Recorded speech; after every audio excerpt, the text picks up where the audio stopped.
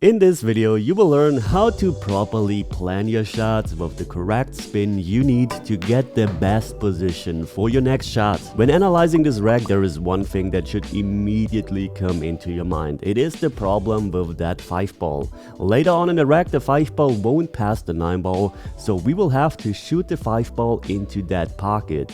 And to get from the 4 to the right point on the table, we need to be on this side of the 4 ball line. But first of all, let's focus on the 2 ball. We need to be around this spot to bring the cue ball 3 wells around. And to get there, we are using high and a touch of right spin. And there are no aiming adjustments required because the outside spin cancels out all the throw effects.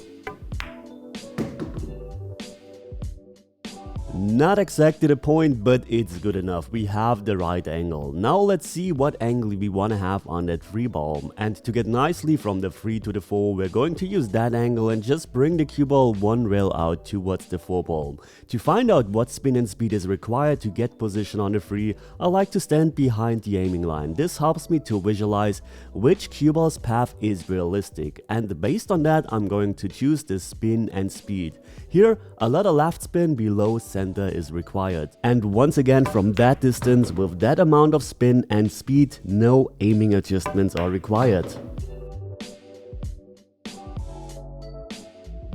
Just a bit too short, which means we ended up straight, but this is okay. Let's see where exactly we want to be after the shot. And we want to be on that line. So let's choose this point as our target, just in front of the side pocket. This is a bit more difficult than our initial plan because we have to draw the cue ball precisely to a point.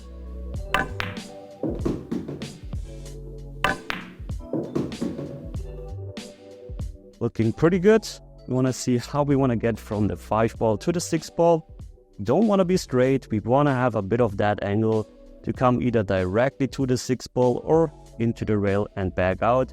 And very important, it would be nice to also think about that 6 ball, that we want to have that angle on the 6 ball to come around 1, 2 rails towards here for the 7 ball. All of that is going through my mind in this seemingly simple 9 ball rack here. Just going to play high on the cue ball. And I just need to aim it slightly into the left part of the pocket because of the cut-induced throw.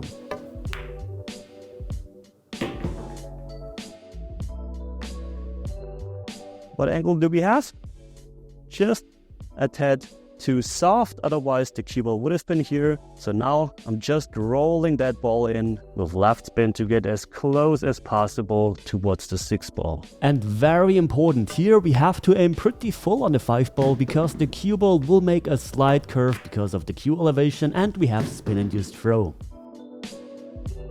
Just a bit too hard, 2 rails not natural anymore. Just because it's not natural anymore, we're just going to play high, come 1 rail out. And once we're here on the 7 ball, we will have a shot for a very long time. But of course, we want to have the angle where we're going towards the 8 ball. High, trace of left spin. Once again, the trace of left spin helps us to compensate for the cut-induced throw and therefore we don't have to adjust our aiming. We don't have the right angle. While we are forced to play a very precise draw shot because we can just draw.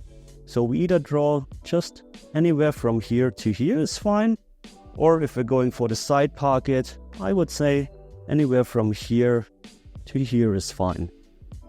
Let's go and draw, just because it's a bit easier to here. So let's go for that point.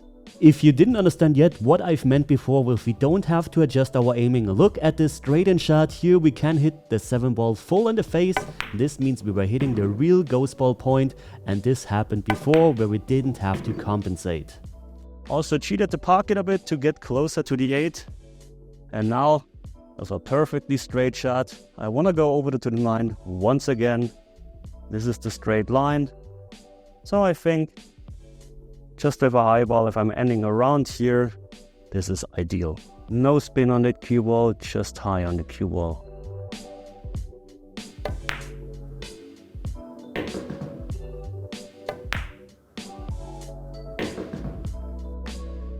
I overpaced that, just hit a bit too hard or a bit too high, but I'm still in a good spot here.